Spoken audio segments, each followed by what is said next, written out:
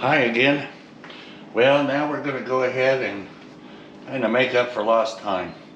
I've cut out a bunch more brackets, done a bunch of grinding.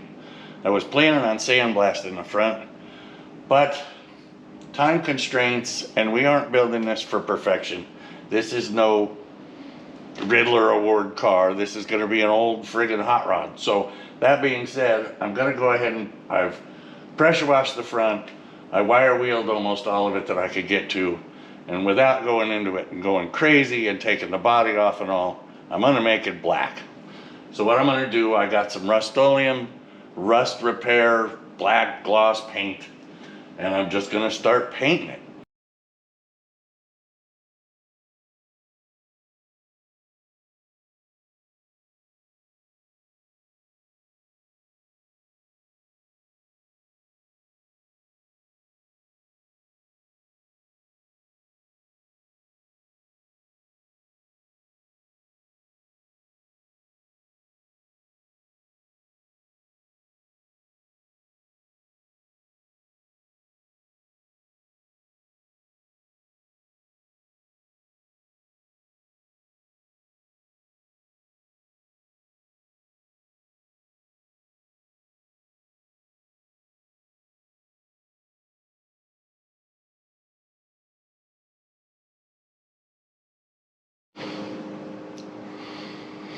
Okay, so there we have it. You're looking a little better. I didn't go crazy. Obviously I missed a few spots, but we will go ahead and touch those up as we get farther along. I did not paint this bracket. I hope you can see that. If you can't, we'll make it so you can. These brackets here on the top of the bumper. The reason is I'm going to remove those. The way the front fenders and everything are set up, I can actually slide the nose forward and tip it up and leave the bumper in place. So I'll remove these, which will just clean this up, and then I can paint the back of the bumper and all. In the meantime, I can go ahead and hang my straight axle springs. I can get the axle in. We can start tightening this up. I did do a lot of grinding before I went into time lapse. Got another bracket out of here for the idler arm. It's pretty crazy. Some of the welding on this thing, I don't feel so bad about my welds anymore. I don't think that they had MIG welders back then. I will definitely look that up so that we know. Because if this was done with a stick and by a 14-year-old, or a 12-year-old, or an 8-year-old, it kind of makes sense. The idler arm bracket had a glob on it that they bored a hole with the welder through the frame, which as soon as I started taking the bracket off, I found. Some of these brackets are good welds, and some of them are just nasty.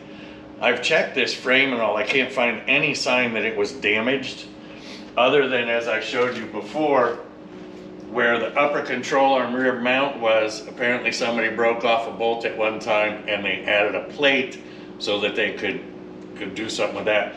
They actually have a welded in nut from the inside before they sandwiched the two halves of the box frame together. I can only assume that that nut came loose. They didn't want to poke a hole in the outside and actually put a nut and a washer behind it, so they went ahead and put a plate. So now it's time.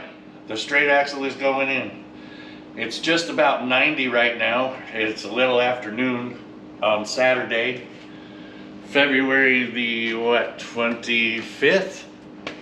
So I have 3 more days after today, tomorrow, Monday, and Tuesday, in order to have the axle in this thing and a set of tires on it so we can set her on the ground. So that's the plan. I'll be making another video here pretty quick. Once this dries, I get a bite to eat. I'm going to go ahead and hang the leaf springs, and we'll start going gangbusters on setting that axle together. I'll be back in a while. Before I go, I know a few of you are going to say, so why didn't you spray that? Well, for the same reason I didn't sandblast it, because I am in a barn with obviously no doors on the front as of yet. I have all of my equipment, my welders, my torches, tools, you name it, there's a lot of stuff in here that if it gets all messed up with sand, it's gonna not be good. We have an outboard motor, and road tillers, and gas cans, and tires, and you name it, we've probably got 3 of them, not just one. So, kind of have to use our heads before we make crazy messes, which is exactly the reason I'm not spray painting the frame. I will probably use some spray bombs to do the stuff that I can't really reach with a brush. We'll tune her up a little bit, but I'm not going to paint the car this year. What I'll do is I'm going to go ahead and put the rockers on, see if I can't get the local paint supplier to make a spray can of the paint, so that once I get that done, I can at least get close to matching. I'm going to be very careful with all the body work that I do, so as not to screw it up for someone else. I am going to do the roof and repaint the roof, white, so that that looks good at least. And of course we'll clean up all the chrome and everything that we can do. The primary concern is getting it watertight so that it doesn't rust from the inside out anymore, which means new weather strips in the back all the way around the window, the back tailgate, new weather strips around the doors, get the wind back in. The driver's window is in the bottom of the door. I don't know when it fell out. It's been that way since I purchased it.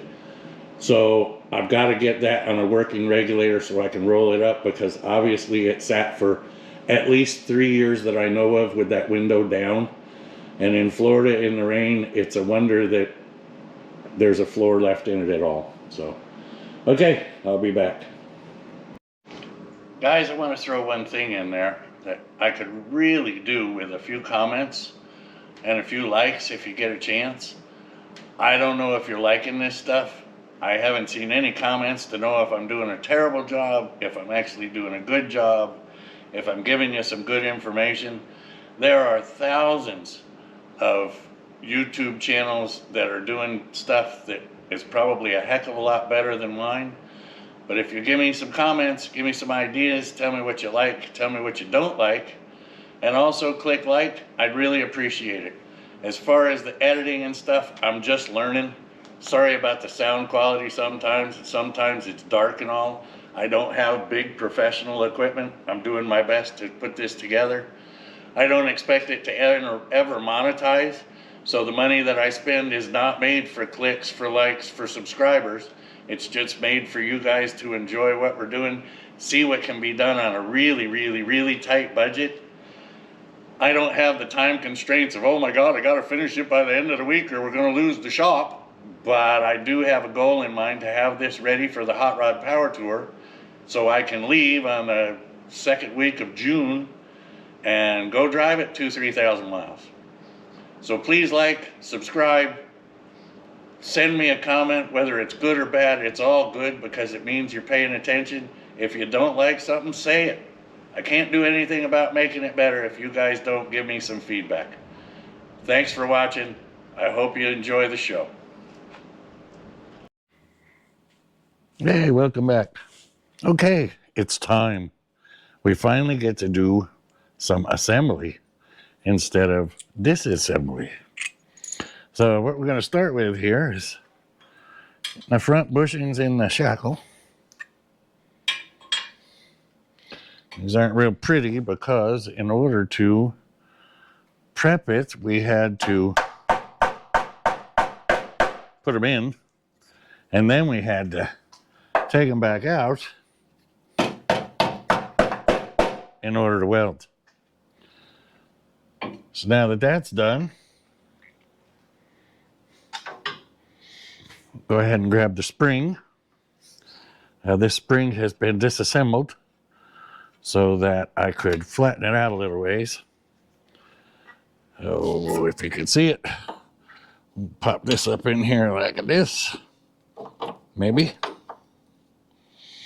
Paint is still just a little bit wet, but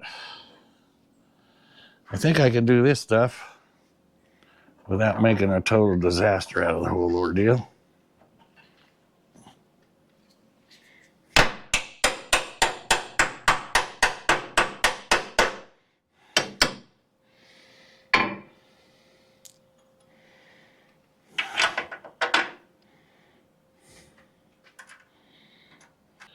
Speedway Motors does some really nice stuff as far as their equipment and their hardware. This may have been easier on the bench. We'll see. And it wasn't so tough.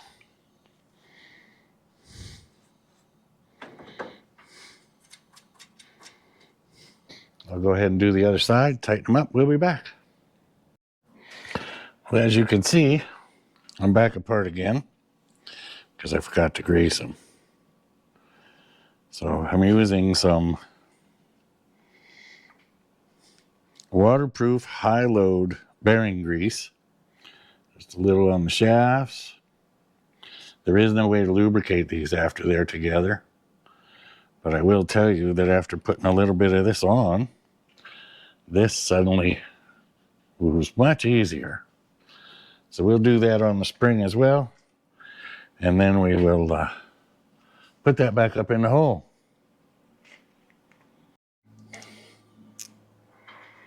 Okay, let's try again.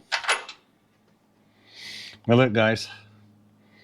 Once again, I'm not the sharpest tack in the box, sharpest knife in the drawer, or whatever you want to say. But I do know this. Don't over grease things. It does no good. The more of it that sticks out the side, the more dirt it collects. Looks ugly, accomplishes absolutely nothing.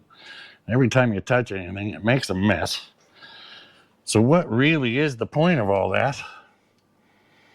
Especially if you're greasing tie rod ends, ball joints, any of that stuff. You grease it until it pops out. Well, then you've destroyed the boot. So it doesn't take a heck of a lot to figure out that you're just wasting lots of material and making a mess at the same time. Of course, everybody's got to be good at something. So if that's what you decide to be good at is making messes, well, join the club. I'm right there with you. I'm straightening up these springs so they look happy in the hole.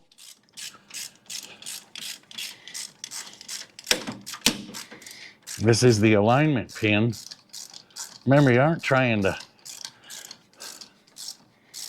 end the world tightening this thing up. It's a little 5/16 bolt. It's just for alignment. Once the axle and everything's underneath it, it's not moving anywhere anyway. So don't lose your heads.